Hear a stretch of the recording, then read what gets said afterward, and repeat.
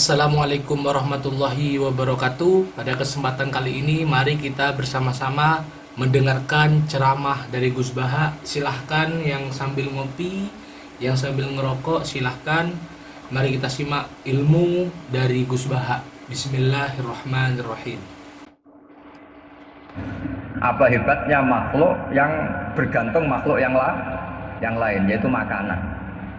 Nah karena seperti itu terus dia allaja ilallah, terus dia sungkeman ning Allah. Betapa lemahnya saya. Sebab itu ketika Quran mengkritik dan dengan tanda kutip kemungkinan Tuhannya Isa bin Maryam, itu ngeritiknya sederhana Quran itu. Mal masih ibnu Maryam illa rasul qad khalas min qablihir rusul wa ummuhu siddiqah kana yaqulanit ta'am. Isa itu tidak Tuhan, wong dia makan. Kamu kebayang nggak misalnya punya Tuhan? Oh tadi Tuhan mampir ke rumah saya, dia lemes. Setelah tak kasih makan sehat lagi, gitu. Itu kan nggak kebayang. Gitu. Tapi Tuhan marung di rumah saya, lemes tak gratisin, kayaknya tidak punya uang. Gitu. Setelah makan, wah gairah lagi. Kebayang nggak punya Tuhan seperti itu. Sehingga Quran kalau gojlok sederhana, karena yakulanit to'at. Sehingga wali-wali itu kalau makan itu sadar lemahnya dirinya, betapa dirinya tergantung makanan. Sesuatu yang tergantung itu artinya tidak hebat, tidak Tuhan. Jadi untuk menjadi wali, untuk menjadi dapat ridhonya Allah itu sebenarnya sederhana. Termasuk ada cara jadi wali yang agak kacau, tapi ini ya benar, asal niatnya benar. Itu Nabi Ayub, itu kan seorang nabi, pernah diuji Allah. Ini ada di Sahih Bukhari. Nanti kamu tanya hadisnya sahih enggak? Ini ada di Sahih Bukhari. Kadang orang kota itu aneh, enggak ahli hadis tapi tanya sahih enggak? Padahal dekat dibodoni sahih yang ngandel saja. Gitu. Jadi kadang ya aneh. Oh enggak tahu kok tanya gitu. Itu Nabi Ayub itu sudah kaya, pas itu sudah kaya, bukan cerita yang masih miskin, memang sudah kaya. Beliau di kamar dihinggapin satu belalang dari emas. Setelah belalang itu dikejar, ternyata yang jenis itu banyak, semuanya dari emas. Ngambil sana sini, ini yang kesak ini dipenuhi, saku ini dipenuhi, sampai banyak. Bersama Allah digojlok, kamu itu nabi saya, kenapa kamu mengumpulkan harta sebanyak itu? Kamu itu nabi saya kok rakus? Jawabannya Nabi Ayub unik. Ya Allah, siapa yang bisa kenyang dari rahmatmu? Ya, jadi kalau kamu punya uang 1 miliar, kok ingin 1 miliar 100, ingin 1 miliar 200, itu cara ngitung bukan uang. Ya Allah, siapa yang bisa kenyang dari rahmatmu? Karena rahmat Allah tidak terbatas. Sudah Gusti, tenang saja. Meskipun saya gini, rahmat Anda tidak akan habis. Sehingga waroi ada ilmunya, tomak juga ada ilmunya, termasuk ragus itu juga ada ilmunya. Misalnya begini, ini contoh ragus yang ada ilmunya begini. Ini saya beri contoh. Mungkin yang boleh niru orang-orang soleh, kalau nggak soleh jangan. Imam Syafi'i ini cerita nyata. Imam Syafi'i itu dulu ketika ngaji masih muda itu nggak suka sama guru yang kaya. Kebetulan dia punya guru miskin terus. Namanya Sufyan As-Tsauri, itu miskinnya Masya Allah. Sufyan bin Uyainah juga miskin. Jadi dia miskin, punya guru miskin terus. Sehingga idolanya ya sama guru-guru yang miskin. Suatu saat guru-guru ini menyarankan dia ngaji Imam Malik. Imam Malik itu kaya raya. Itu babutnya Imam Malik kalau diinjek itu mata kakinya tidak kelihatan saking halusnya. Imam Malik itu gaya. Kalau ngaji di kursi tinggi terus pakai bukhur itu, pakai jubah Arab yang mahal. Pokoknya mewah kali Imam Malik. Terus dia mulai ini kiai kok kaya. Kemudian setelah beliau alim tanya, saya harus ngaji siapa setelah ilmu jenengan habis kira-kira gitu. Kata Imam Malik, sudah kamu tidak usah perlu ngaji saya, kamu sudah alim alama. Terus Imam Malik datang ke Baqi. Zaman itu Baqi itu semacam kayak rentalan ya, semacam Grab lah kalau dulu. Mana kafilah yang mau ke Irak? Ya sudah terus. Oh kita mau ke Irak. Ini antar ke Muhammad bin Hasan As-Syaibani. Itu dibiayai sama Imam Malik. Grabnya ya dibayarin, itu kafilahnya itu ya dibayarin. Imam Syafi'i disangoni surrotan min dhahabin. Jadi satu kepes uang dikasihkan. Itu pernah tak hitung semurah-murahnya itu sekitar 60 juta. Imam Syafi'i mulai mikir, kiai yang saya kritik lomo, sing kiai miskin tak puji, gak pernah ngamal kan, tentu orang miskin kan. Setelah datang ke Muhammad bin Hasan As-Syaibani, beliau itu pakar usul fikih, muridnya Abu Hanifah. Beliau al-usuli, pakar usul fikih. Itu Muhammad bin Hasan Asy-Syaibani itu kalau ngitung emas itu di ruang tamu. Uangnya miliaran, emasnya banyak. Dari kota ini dipindah ke kota ini. Emas kalau ngitung di ruang tamu. Bukan di kamar, di ruang tamu. Imam Syafi'i tambah kaget. Imam Malik kayak gitu sudah sah soal, malah ini kaya raya. Setelah Imam Syafi'i kelihatan kaget, digojlok sama Muhammad bin Hasan Asy-Syaibani karena beliau senior. Ata'jabu min hadza, kamu aneh melihat ini? Iya. Kenapa? Ulama kok kaya raya. Terus kata Muhammad bin Hasan, ya sudah, uang ini tak kasihkan orang-orang fasik, binti gue demenan, gue nyabu, gue macam-macam. Oh jangan, nanti dipakai maksiat. Oh jenengan mawon sing suka. Semenjak itu Imam Syafi'i rubah mindset. Kamu ridho kalau yang punya prestasi seperti itu adalah orang-orang fasik? Ridho enggak? Enggak kan? Maka didoakan ini. Nah, itu namanya berpikir secara usuli. Kamu jangan hanya nuruti karena berpikir waroi terus kamu benci kekayaan, benci pangkat, benci apa, enggak bisa seperti itu. Karena pangkat dan kekayaan ketika dikelola secara kesolehan maka akan menjadi energi positif yang luar biasa. Semenjak itu Muhammad bin Hasan Asy-Syaibani berhasil mendidik Imam Syafi'i. Sampai akhirnya keterusan Imam Syafi'i berpendapat kalau orang Islam bisa bikin rumah tingkat kok punya rumah reok itu haram. Akhirnya keterusan. Kalau bisa jadi bupati kok jadi ketua RT juga haram. Karena al-Islam ya'lu wala yu'la. Islam itu luhur bukan bisa diluhurin. Sehingga rata-rata orang Syafi'iyah termasuk kiai-kiai Indonesia itu rata-rata ya agak-agak politikus. Ya agak-agak kedonyan, mungkin sebagian ya kedonyan tenang gitu. Karena nggak ridho gitu loh. Kalau kesempatan itu dikuasai orang fasik kemudian menjadi kekuatan maksi. Coba kalau bupati itu orang yang fasik. Kemudian programnya supaya rakyat seneng semalaman dangdutan yang purno misalnya. Supaya rakyat seneng dibolehkan dugem, dibolehkan judi. Tapi kalau yang jabat orang soleh kan ada beberapa perda yang menolak penyakit apa? Masyarakat. Jadi kamu jangan melihat bahwa kepangkatan ini hanya sebagai alat korupsi, alat otoriter, enggak. Asal kena orang soleh, maka ini menjadi energi kesolehan atau energi positif. Sebab itu ketika Allah muji para nabi yang soleh, diantaranya disifati apa? Faqad ataina ala Ibrahim al-kitab wal hikmata, terus ayat wa atainahum mulkan azim. Dan Nabi Ibrahim dan keluarganya tak kasih kerajaan yang besar. Nah sekarang masih banyak orang yang cara pandang menyoal seperti itu salah secara usul fikih. Karena secara usul fikih kesempatan yang baik tentu harus diperjuangkan oleh orang-orang yang soleh. Karena ini supaya jadi otoritas yang positif. Itu dulu ada latihannya. Jadi orang dulu itu gampang sekali ketika milih miskin ditanya, kenapa miskin? Saya ingin hisab saya ringan. Tapi ketika mereka kaya yang soleh, supaya harta ini tidak dipakai orang yang nanti dipakai maksiat. Kita misalnya orang soleh kok mau pangkat, karena kita ada ridho kepangkatan itu dipegang orang maksiat, kemudian menjadi energi maksiat. Begitu juga seterusnya. Maka ulama dulu itu rileks. Sampai Syekh Nawawi Al-Bantani itu nanti bisa dicek di tafsir Qul hal yastawil ladzina ya'lamuna wal ladzina la ya'lamun. Beliau muji-muji ulama. Kemudian ada seorang yang agak hasud mungkin. Tanya begitu. Hebatnya ulama itu begini-begini. Terus ditanya, tapi kenapa kita sering melihat ulama ngantri proposal di rumahnya bupati kan? Sementara bupati nggak pernah datang ke ulama ngaji ihya. Jawabannya Imam Syekh Nawawi itu unik. Ya karena ulama itu tahu gunanya uang, sehingga nyari uang untuk pondok, untuk masjid. Sementara bupatinya tidak tahu gunanya ilmu, maka tidak pernah ngaji. Jadi ya ringan saja nih. Jadi ya sudah seperti itu.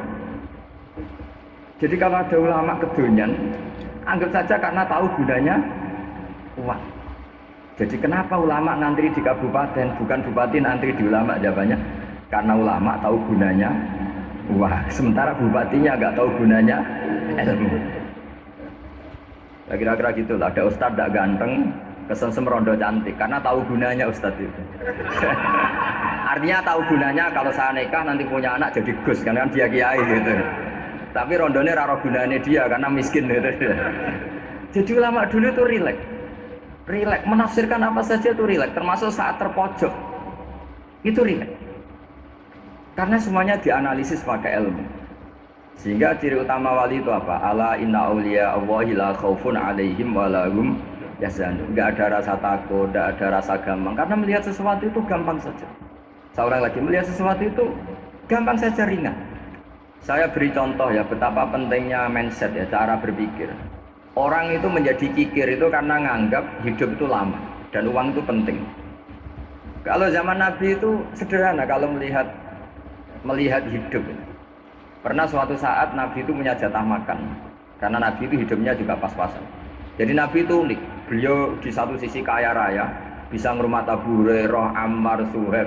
Ashabu Sufa itu dirawat Nabi semua. Itu kan kaya, bisa ngerawat sekian orang. Tapi di sisi yang lain untuk pribadinya beliau miskin. Kadang nggak bisa makan hari itu. Tapi di saat yang sama bisa merawat Ahlus Sufa. Jadi keliru kalau orang hanya cerita Nabi itu miskin, untuk makan dirinya aja susah.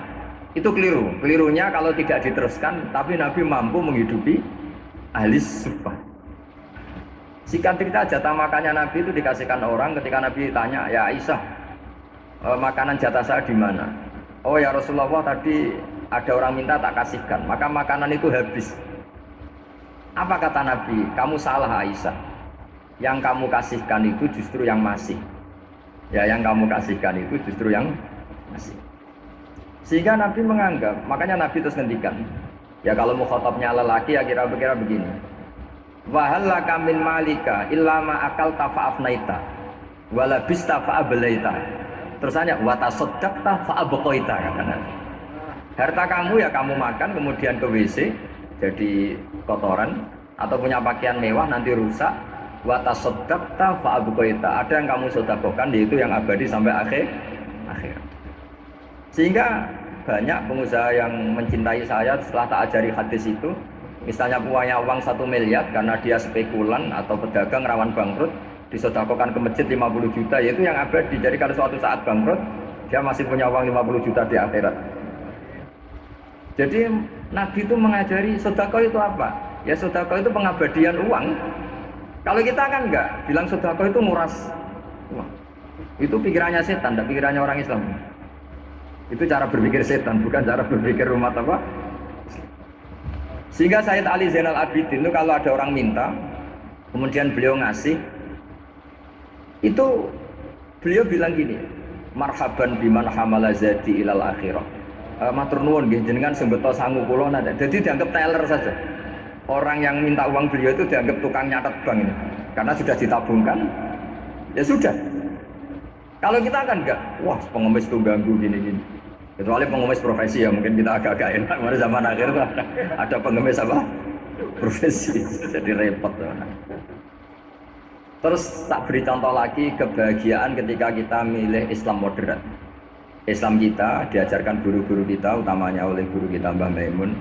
Saya juga sering ketemu beberapa ulama dunia, termasuk Habib Umar. Saya juga ikut sowan ke sini pas beliau sama Habib ini Hasan Toha Putra di sini sama orang-orang moderat. Itu cara berpikir juga luar biasa indah.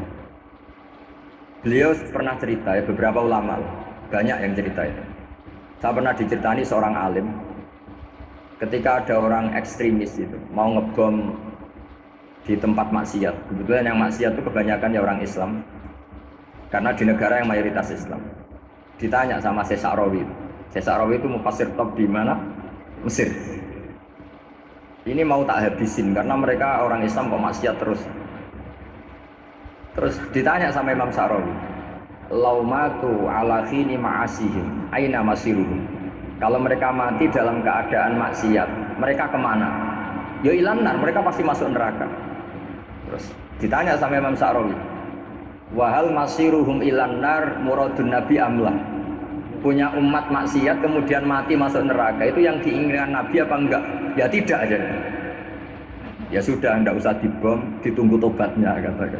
Karena kalau mati dalam keadaan itu ke neraka, dan itu tidak yang diinginkan Rasulullah Shallallahu Alaihi Wasallam. Terus ekstremis ini menjadi tobat, tidak berpikir ekstremis pasti. Jadi orang itu harus berpikir mindset yang baik. Meskipun kadang berpikir baik itu ya agak-agak kacau. Ada seorang wali Majnun itu kalau berdoa agak kacau, tapi nggak bisa dibantah. Masyhur itu doa itu. Ini sekaligus ijazah, tapi kalau sebelum wali nggak boleh. Itu datang ke makamnya Rasulullah SAW. Terus doanya itu begini, ya Allah sekarang terserah engkau.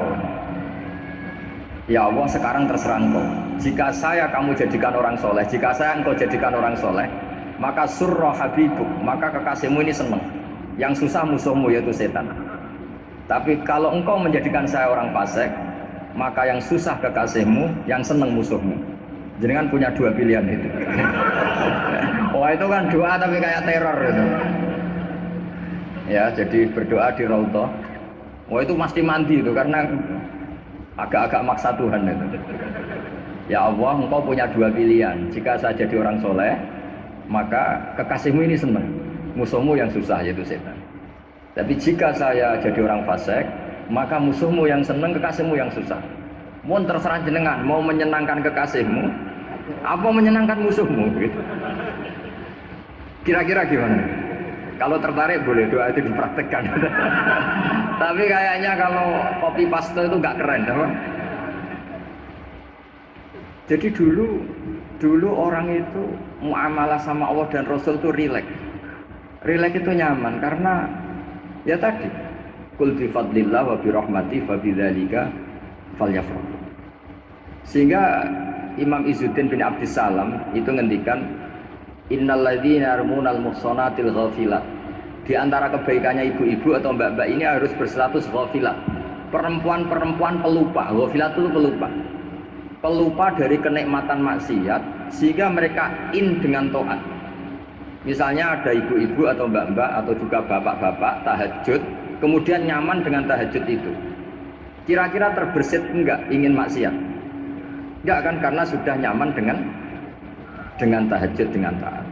Maka dibutuhkan kenyamanan dalam beribadah. Sebab itu ala bidzikrillahi tatmainnul qulub. Makanya saya termasuk kiai yang setiap ngaji itu happy, seneng.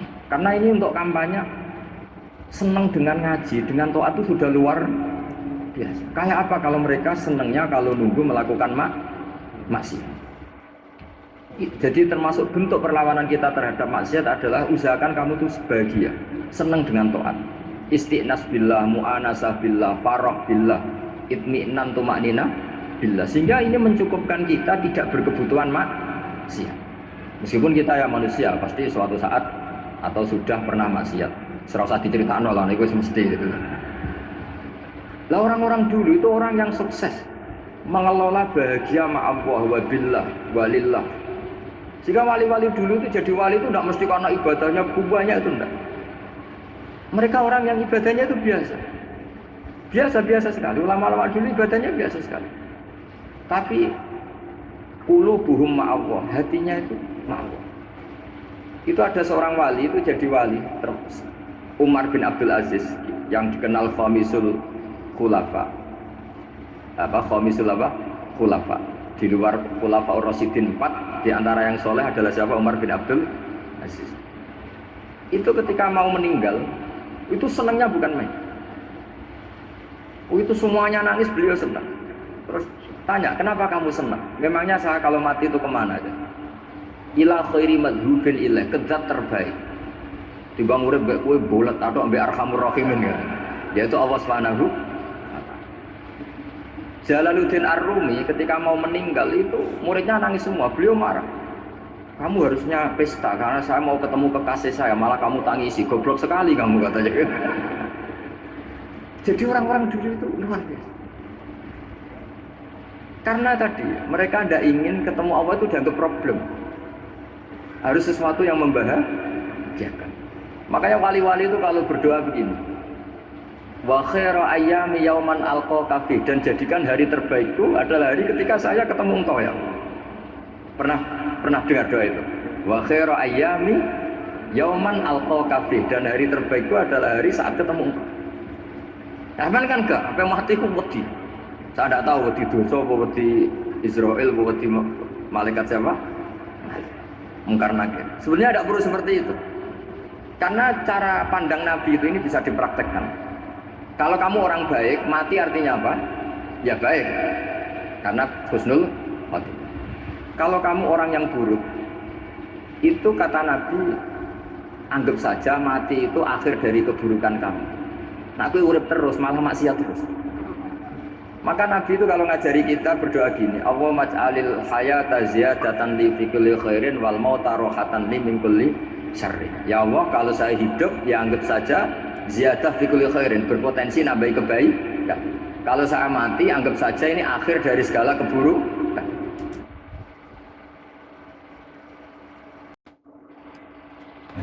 Apa hebatnya makhluk yang bergantung makhluk yang lain, yaitu makanan.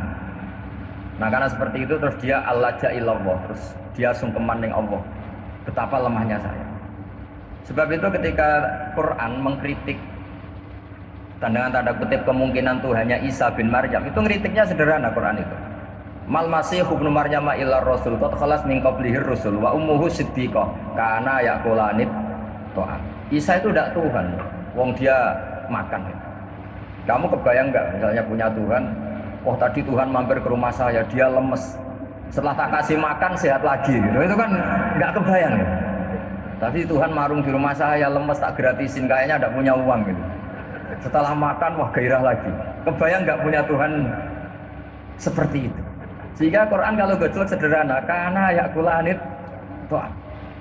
Sehingga wali-wali itu kalau makan itu sadar lemahnya dirinya, betapa dirinya tergantung makanan.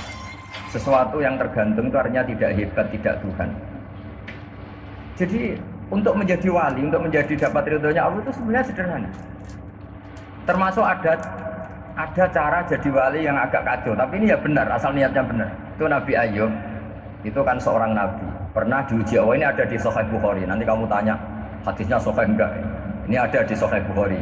Kadang orang kota itu aneh, enggak ahli hadis tapi tanya sahih enggak?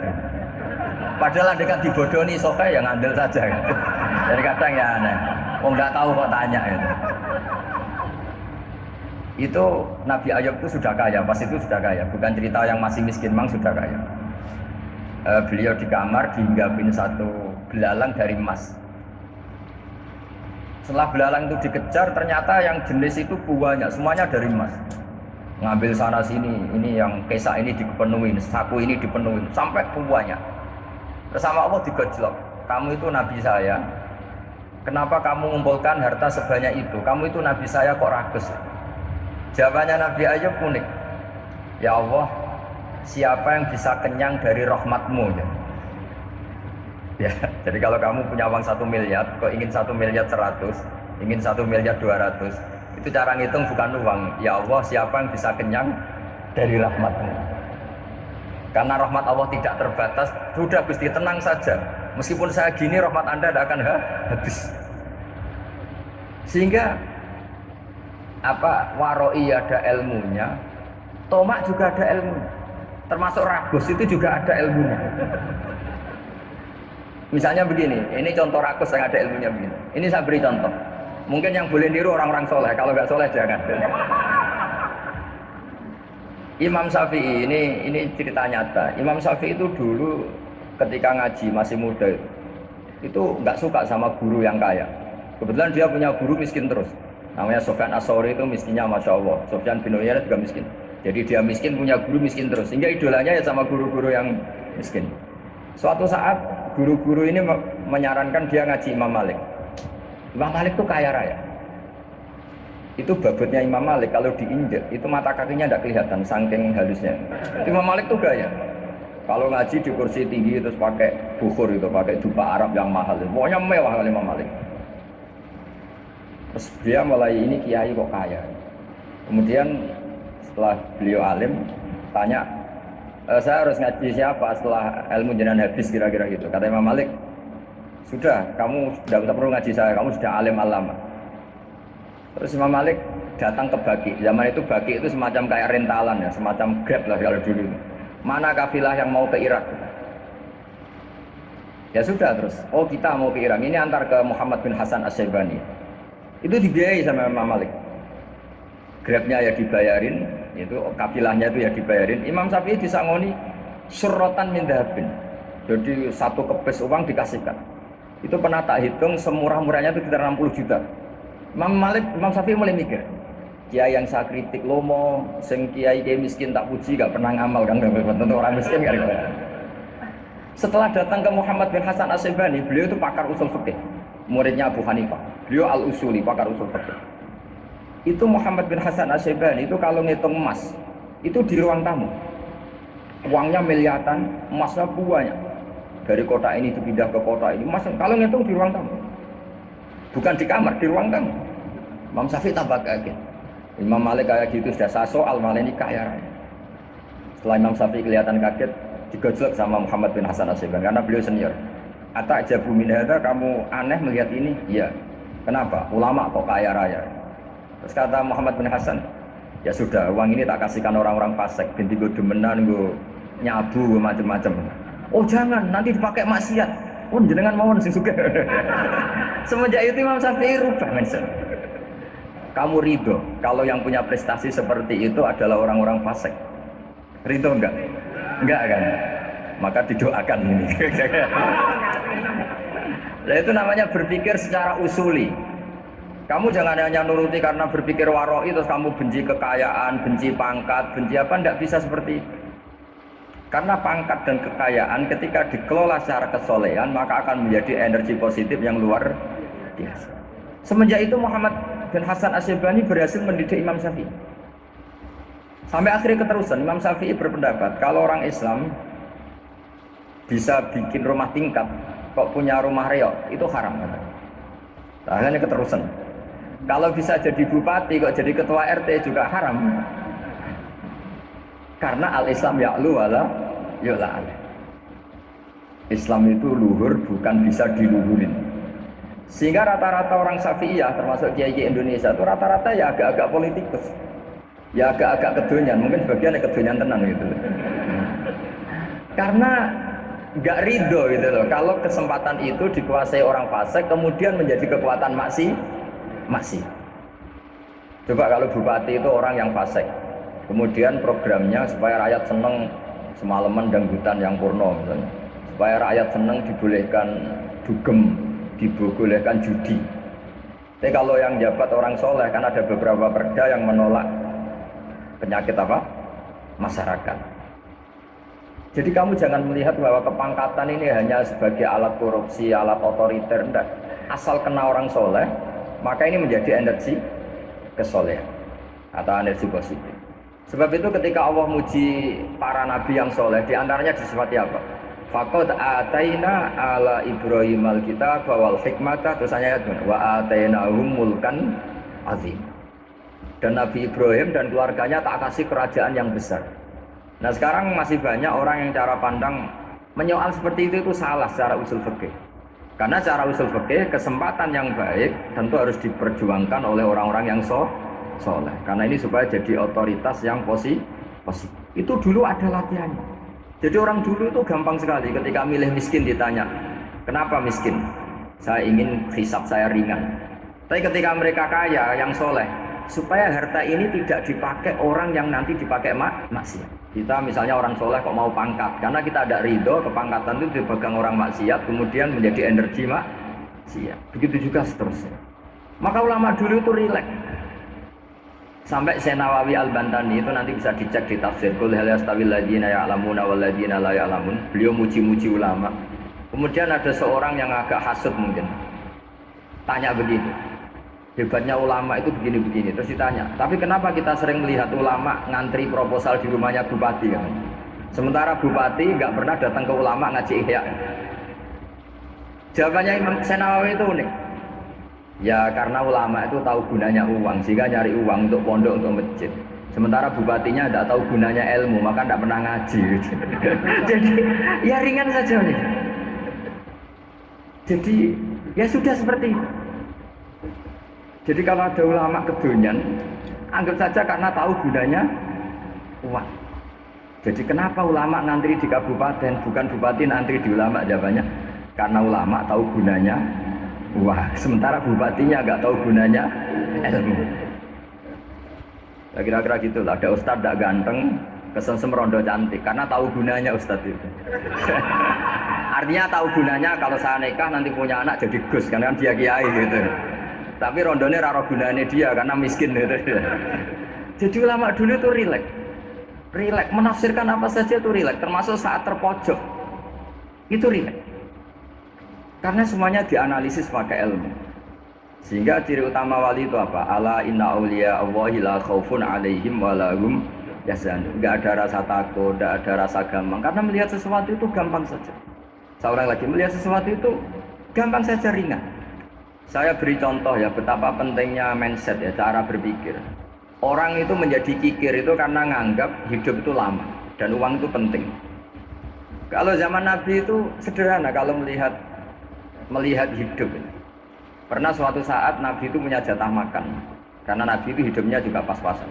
Jadi Nabi itu unik. Beliau di satu sisi kaya raya, bisa ngurmat Abu Hurairah, Ammar, Suhaib. Ashabu Sufa itu dirawat Nabi semua. Itu kan kaya, bisa ngerawat sekian orang.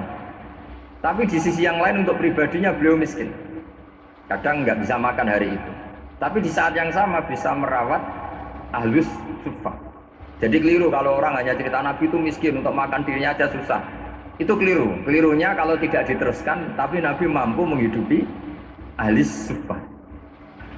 Singkat cerita, jatah makannya Nabi itu dikasihkan orang ketika Nabi ditanya, ya Aisyah, makanan jatah saya di mana? Oh ya Rasulullah, tadi ada orang minta tak kasihkan, maka makanan itu habis. Apa kata Nabi? Kamu salah Aisyah. Yang kamu kasihkan itu justru yang masih. Ya, yang kamu kasihkan itu justru yang masih. Sehingga Nabi menganggap, makanya Nabi terus ngendikan. Ya kalau mukhatabnya lelaki ya kira-kira begini. Wahallaka min malika illa ma akalta fa'afnaita wala bista fa'ablaita. Terus hanya wa tasaddaqta fa'abqaita kata Nabi. Harta kamu ya kamu makan kemudian ke WC jadi kotoran, atau punya pakaian mewah nanti rusak. Wa tasaddaqta fa'abqaita. Ada yang kamu sedekahkan yaitu yang abadi sampai akhir.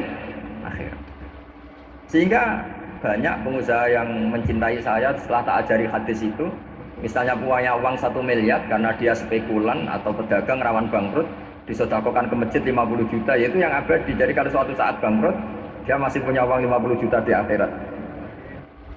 Jadi Nabi itu mengajari sedekah itu apa?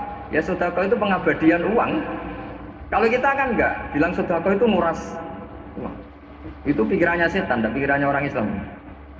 Itu cara berpikir setan, bukan cara berpikir umat apa.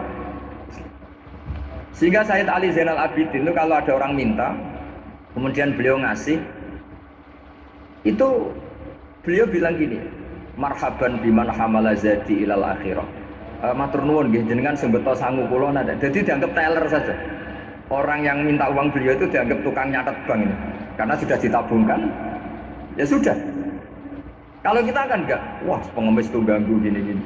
Kecuali pengemis profesi ya mungkin kita agak-agak enak. Pada zaman akhir tuh ada pengemis apa? Profesi, jadi repot.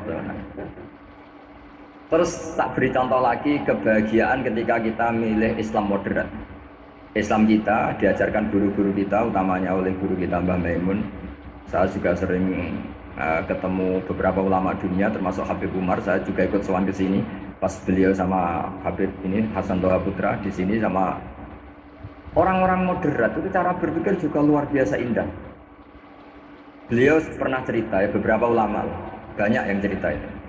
Saya pernah diceritani seorang alim ketika ada orang ekstremis itu mau ngebom di tempat maksiat. Kebetulan yang maksiat itu kebanyakan ya orang Islam, karena di negara yang mayoritas Islam. Ditanya sama Syekh Sa'rawi. Syekh Sa'rawi itu mufassir top di mana? Mesir. Ini mau tak habisin karena mereka orang Islam kok maksiat terus. Terus ditanya sama Imam Sa'rawi, laumatu ala khini ma'asihim aina masiruhum. Kalau mereka mati dalam keadaan maksiat, mereka kemana? Ya ilanar, mereka pasti masuk neraka. Terus ditanya sama Imam Sa'rawi, wahal masiruhum ilanar muradun nabi amlah. Punya umat maksiat kemudian mati masuk neraka, itu yang diinginkan Nabi apa enggak? Ya tidak aja. Ya sudah, enggak usah dibom, ditunggu tobatnya kata. Karena kalau mati dalam keadaan itu ke neraka, dan itu tidak yang diinginkan Rasulullah Shallallahu Alaihi Wasallam. Terus ekstremis ini menjadi tobat, tidak berpikir ekstremis pasti. Jadi orang itu harus berpikir mindset yang baik. Meskipun kadang berpikir baik itu ya agak-agak kacau. Ada seorang wali Majnun itu kalau berdoa agak kacau, tapi nggak bisa dibantah. Masyhur itu doa itu. Ini sekaligus ijazah, tapi kalau sebelum wali nggak boleh. Itu datang ke makamnya Rasulullah SAW. Terus doanya itu begini, ya Allah sekarang terserah engkau. Ya Allah sekarang terserah engkau. Jika saya kamu jadikan orang soleh, jika saya engkau jadikan orang soleh, maka surra habibuk, maka kekasihmu ini senang. Yang susah musuhmu yaitu setan. Tapi kalau engkau menjadikan saya orang fasik, maka yang susah kekasihmu, yang senang musuhmu. Jenengan punya dua pilihan itu. Wah itu kan doa tapi kayak teror itu. Ya jadi berdoa di Raudhah. Wah itu mesti mandi itu karena agak-agak maksa Tuhan itu. Ya Allah, engkau punya dua pilihan. Jika saya jadi orang soleh, maka kekasihmu ini senang, musuhmu yang susah yaitu setan. Tapi jika saya jadi orang fasik, maka musuhmu yang senang, kekasihmu yang susah. Mohon terserah jenengan, mau menyenangkan kekasihmu, apa menyenangkan musuhmu gitu. Kira-kira gimana? Kalau tertarik boleh doa itu dipraktekkan. Tapi kayaknya kalau copy paste itu nggak keren, apa? Jadi dulu orang itu muamalah sama Allah dan Rasul itu rileks. Rileks itu nyaman karena ya tadi qul bi fadlillah wa bi rahmati fa bidzalika falyafrahu. Sehingga Imam Izzuddin bin Abdissalam itu ngendikan innalladzina yarmunal muhsanatil ghafilat. Di antara kebaikannya ibu-ibu atau mbak-mbak ini harus berstatus ghafilat. Perempuan-perempuan pelupa. Ghafilat itu pelupa. Pelupa dari kenikmatan maksiat sehingga mereka dengan taat. Misalnya ada ibu-ibu atau mbak-mbak atau juga bapak-bapak tahajud, kemudian nyaman dengan tahajud itu. Kira-kira terbersit enggak ingin maksiat? Enggak kan, karena sudah nyaman dengan tahajud, dengan taat. Maka dibutuhkan kenyamanan dalam beribadah. Sebab itu ala bidzikrillahi tatmainnul qulub. Makanya saya termasuk kiai yang setiap ngaji itu happy, seneng. Karena ini untuk kampanye, seneng dengan ngaji, dengan taat itu sudah luar biasa. Kayak apa kalau mereka senengnya kalau nunggu melakukan maksiat. Jadi termasuk bentuk perlawanan kita terhadap maksiat adalah usahakan kamu tuh bahagia, seneng dengan taat. Istiqnas billah, mu'anasah billah, farah billah, itmi'nan tumaknina billah. Sehingga ini mencukupkan kita tidak berkebutuhan maksiat. Meskipun kita ya manusia, pasti suatu saat atau sudah pernah maksiat. Serasa diceritakan lah, itu mesti gitu. Lah orang-orang dulu itu orang yang sukses mengelola bahagia ma'allah wa billah walillah. Sehingga wali-wali dulu itu jadi wali itu tidak mesti karena ibadahnya banyak, itu enggak.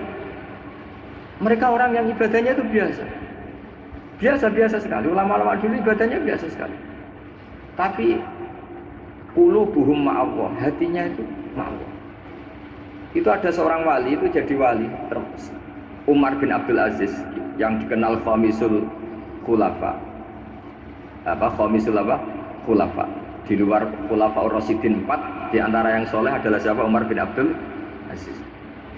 Itu ketika mau meninggal, itu senangnya bukan main. Itu semuanya nangis, beliau senang. Terus tanya, kenapa kamu senang? Memangnya saya kalau mati itu kemana aja? Ila khairi madhubin ilah, ke zat terbaik. Timbang urip mbek kowe bolet atau mbek arhamur rahimin ya. Yaitu Allah Subhanahu. Jalaluddin Ar-Rumi ketika mau meninggal itu muridnya nangis semua, beliau marah. Kamu harusnya pesta karena saya mau ketemu kekasih saya, malah kamu tangisi, goblok sekali kamu katanya. Jadi orang-orang dulu itu luar biasa. Karena tadi mereka tidak ingin ketemu Allah itu dianggap problem. Harus sesuatu yang membahagiakan. Makanya wali-wali itu kalau berdoa begini, wa khairu ayyami yauman alqa fi, dan jadikan hari terbaikku adalah hari ketika saya ketemu engkau ya. Pernah dengar doa itu? Wa khairu ayyami yauman alqa fi, dan hari terbaikku adalah hari saat ketemu engkau. Nah, kan enggak, apa matiku wedi. Saya tidak tahu wedi dosa apa wedi Israel apa wedi malaikat siapa? Mungkar nakir. Sebenarnya tidak perlu seperti itu. Karena cara pandang Nabi itu ini bisa dipraktekkan. Kalau kamu orang baik, mati artinya apa? Ya baik. Karena husnul khotimah. Kalau kamu orang yang buruk, itu kata Nabi anggap saja mati itu akhir dari keburukan kamu. Nah, aku urip terus malah maksiat terus. Maka Nabi itu kalau ngajari kita berdoa gini, Allahumma ij'alil hayata ziyadatan li fi kulli khairin wal mauta rohatan li min kulli syarrin. Ya Allah, kalau saya hidup ya anggap saja ziyadah fi kulli khairin, berpotensi nambahi kebaikan. Kalau saya mati anggap saja ini akhir dari segala keburukan.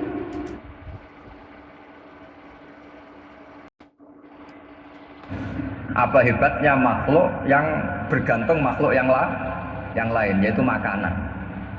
Nah, karena seperti itu terus dia allaja ilallah, terus dia sungkeman dengan Allah. Betapa lemahnya saya. Sebab itu ketika Quran mengkritik dan dengan tanda kutip kemungkinan Tuhannya Isa bin Maryam, itu ngeritiknya sederhana Quran itu. Mal masih ibnu Maryam illa rasul qad khalas min qablihi rusul wa ummuhu siddiqah kana yaqulanit ta'am. Isa itu tidak Tuhan, wong dia makan. Kamu kebayang nggak misalnya punya Tuhan? Oh, tadi Tuhan mampir ke rumah saya, dia lemes. Setelah tak kasih makan sehat lagi gitu. Itu kan nggak kebayang ya. Tapi Tuhan marung di rumah saya, lemes tak gratisin, kayaknya tidak punya uang gitu. Setelah makan wah gairah lagi. Kebayang nggak punya Tuhan seperti itu. Sehingga Quran kalau gojlok sederhana, karena yakulanit toh. Sehingga wali-wali itu kalau makan itu sadar lemahnya dirinya, betapa dirinya tergantung makanan. Sesuatu yang tergantung itu artinya tidak hebat, tidak Tuhan. Jadi untuk menjadi wali, untuk menjadi dapat ridhonya Allah itu sebenarnya sederhana. Termasuk ada cara jadi wali yang agak kacau, tapi ini ya benar, asal niatnya benar. Itu Nabi Ayub, itu kan seorang nabi, pernah diuji Allah. Ini ada di Sahih Bukhari. Nanti kamu tanya hadisnya sahih enggak? Ini ada di Sahih Bukhari. Kadang orang kota itu aneh, enggak ahli hadis tapi tanya sahih enggak? Padahal dekat dibodoni sahih yang ngandel saja. Jadi kadang ya aneh. Oh enggak tahu kok tanya itu. Itu Nabi Ayub itu sudah kaya, pas itu sudah kaya, bukan cerita yang masih miskin, memang sudah kaya. Beliau di kamar dihinggapin satu belalang dari emas. Setelah belalang itu dikejar, ternyata yang jenis itu banyak, semuanya dari emas. Ngambil sana sini, ini yang kesak ini dipenuhin, saku ini dipenuhin, sampai banyak. Bersama Allah digojlok, kamu itu Nabi saya, kenapa kamu mengumpulkan harta sebanyak itu? Kamu itu Nabi saya kok rakus? Jawabannya Nabi Ayub unik. Ya Allah, siapa yang bisa kenyang dari rahmatmu? Ya, jadi kalau kamu punya uang 1 miliar, kok ingin 1 miliar 100, ingin 1 miliar 200, itu cara ngitung bukan uang. Ya Allah, siapa yang bisa kenyang dari rahmatmu? Karena rahmat Allah tidak terbatas. Sudah Gusti, tenang saja. Meskipun saya gini, rahmat Anda tidak akan habis. Sehingga waroi ada ilmunya, tomak juga ada ilmunya, termasuk ragus itu juga ada ilmunya. Misalnya begini, ini contoh rakus yang ada ilmunya begini. Ini saya beri contoh. Mungkin yang boleh niru orang-orang soleh, kalau nggak soleh jangan. Imam Syafi'i ini cerita nyata. Imam Syafi'i itu dulu ketika ngaji masih muda itu nggak suka sama guru yang kaya. Kebetulan dia punya guru miskin terus. Namanya Sufyan As-Tsauri, itu miskinnya Masya Allah. Sufyan bin Uyainah juga miskin. Jadi dia miskin, punya guru miskin terus. Sehingga idolanya ya sama guru-guru yang miskin. Suatu saat guru-guru ini menyarankan dia ngaji Imam Malik. Imam Malik itu kaya raya. Itu babutnya Imam Malik kalau diinjek itu mata kakinya tidak kelihatan saking halusnya. Imam Malik tuh gaya. Kalau ngaji di kursi tinggi terus pakai bukhur itu, pakai jubah Arab yang mahal. Pokoknya mewah kali Imam Malik. Terus dia mulai ini kiai kok kaya. Kemudian setelah beliau alim tanya, saya harus ngaji siapa setelah ilmu jenengan habis kira-kira gitu. Kata Imam Malik, sudah kamu tidak usah perlu ngaji saya, kamu sudah alim alama. Terus Imam Malik datang ke Baki. Zaman itu Baki itu semacam kayak rentalan ya, semacam Grab lah kalau dulu. Mana kafilah yang mau ke Irak? Ya sudah terus. Oh kita mau ke Irak. Ini antar ke Muhammad bin Hasan As-Syaibani.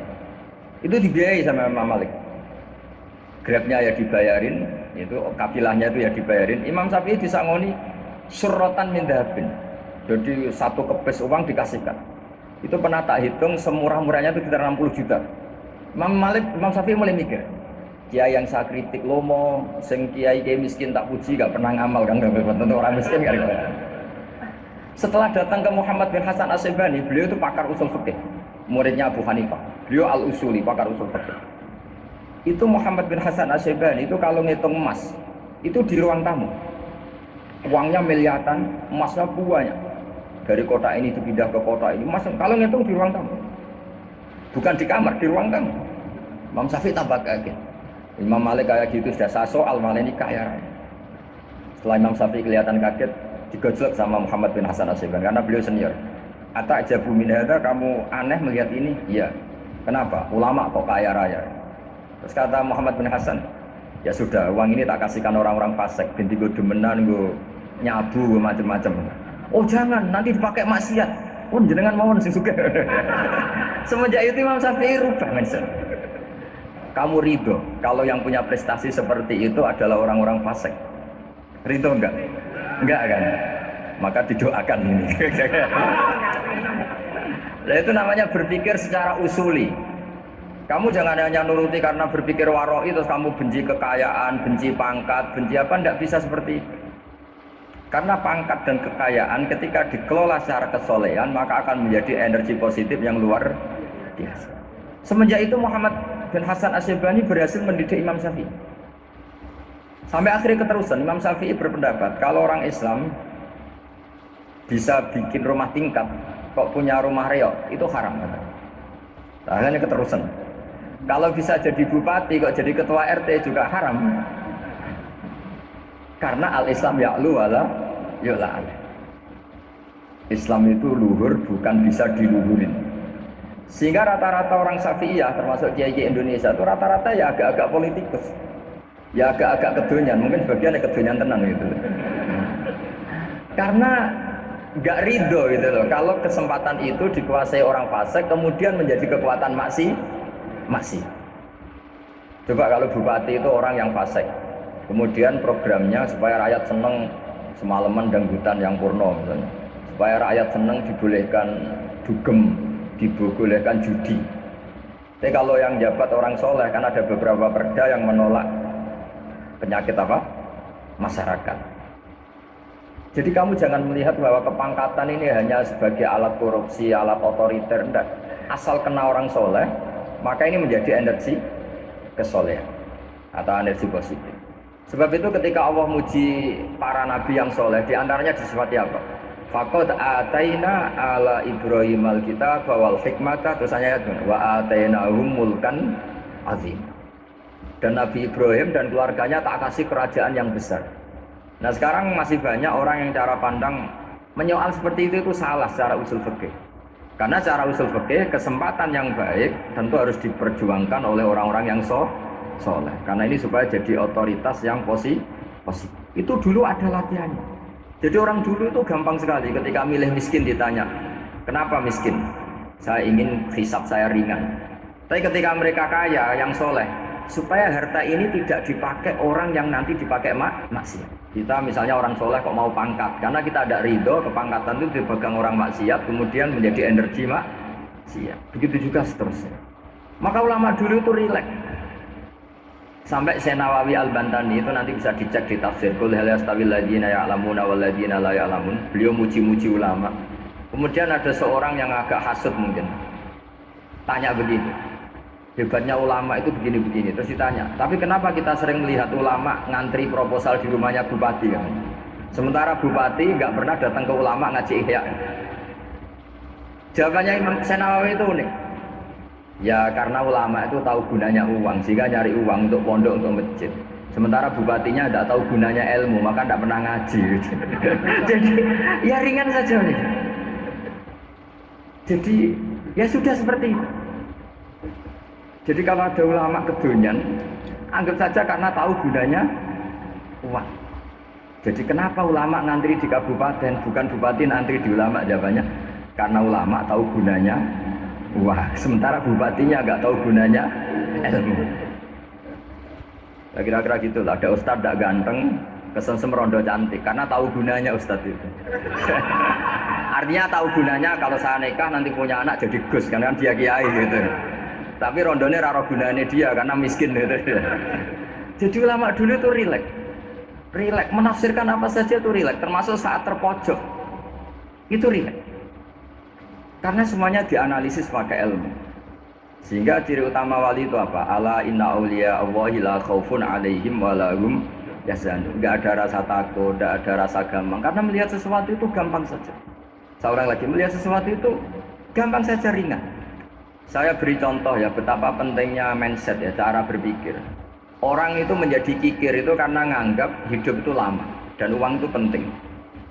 Kalau zaman Nabi itu sederhana kalau melihat hidup. Pernah suatu saat Nabi itu punya jatah makan. Karena Nabi itu hidupnya juga pas-pasan.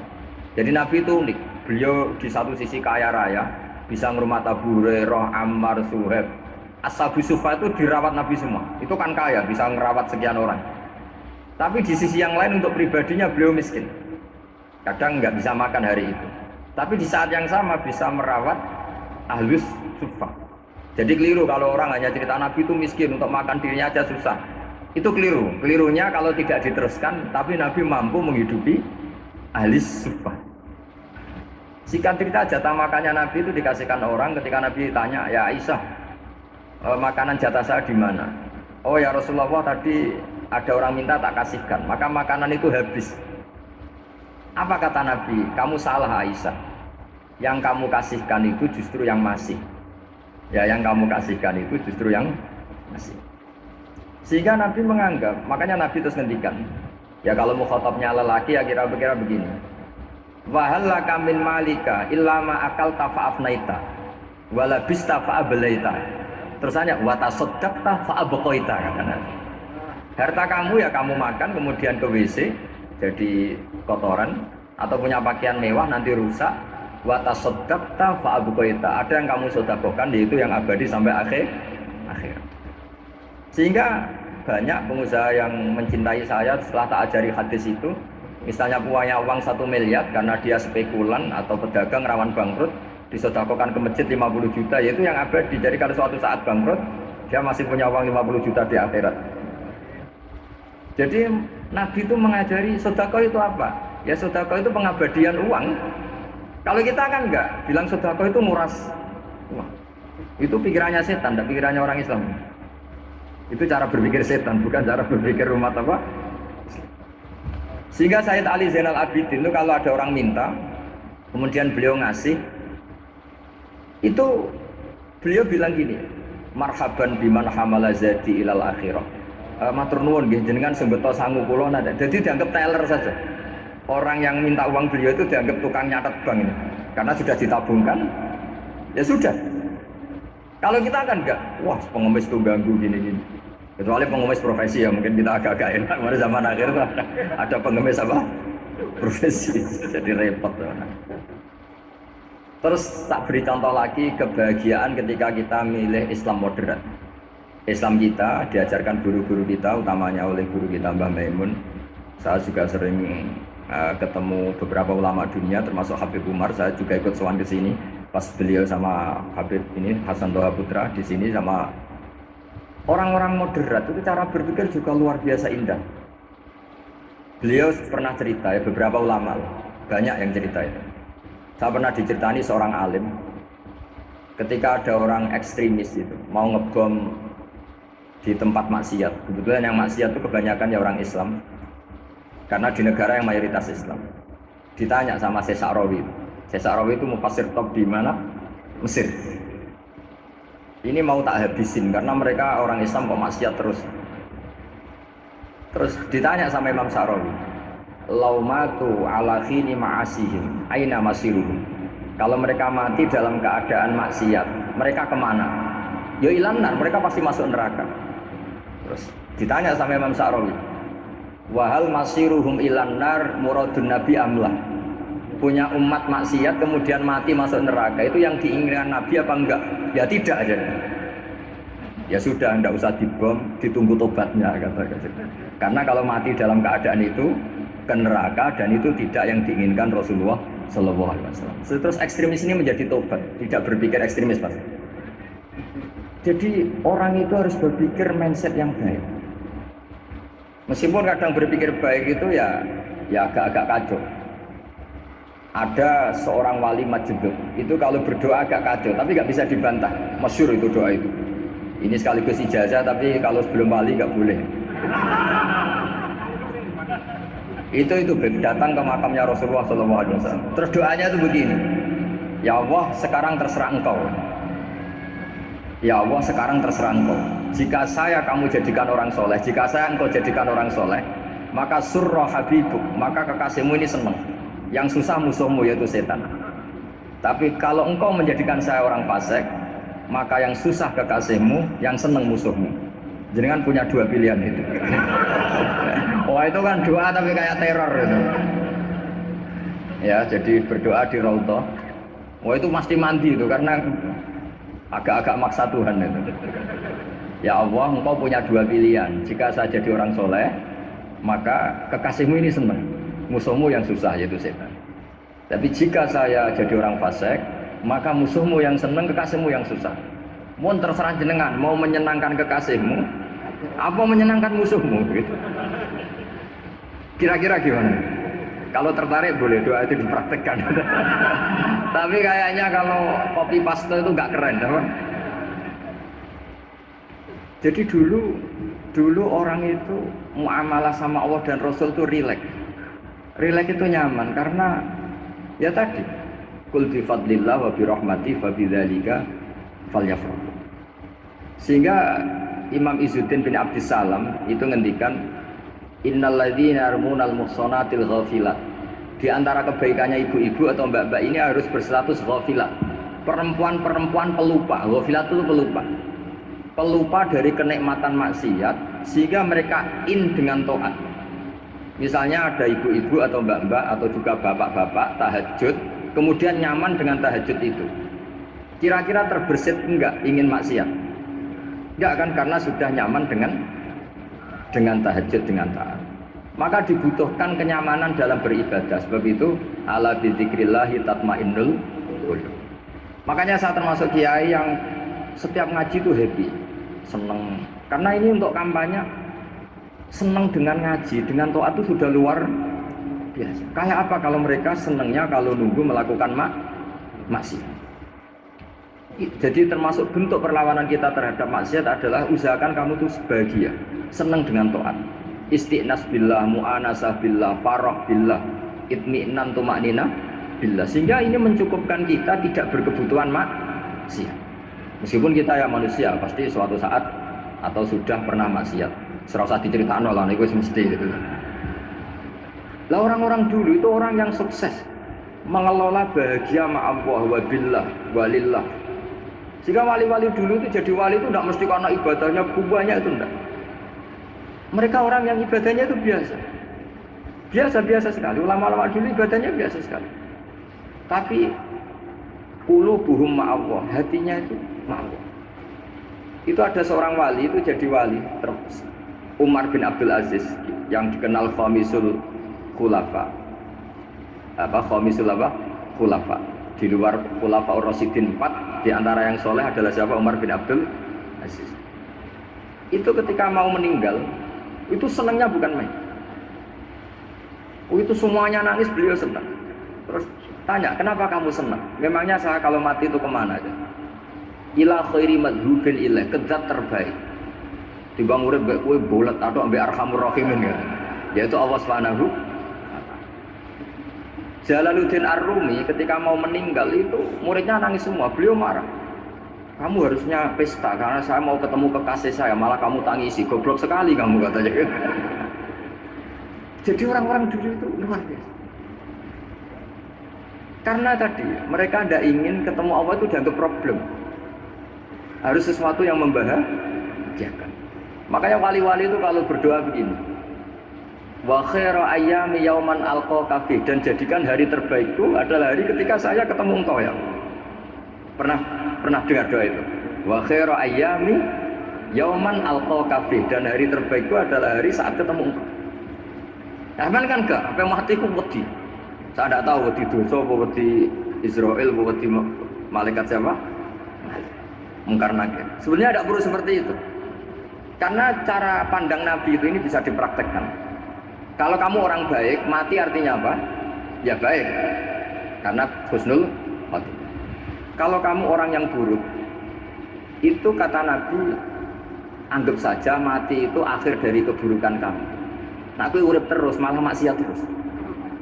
Maka Nabi itu kalau ngajari kita berdoa gini, Allahumma ij'alil hayata ziyadatan li fi kulli khairin wal mauta rohatan li min kulli syarrin. Ya Allah, kalau saya hidup ya anggap saja ziyadah fi kulli khairin, berpotensi nambahi kebaikan. Kalau saya mati anggap saja ini akhir dari segala keburukan.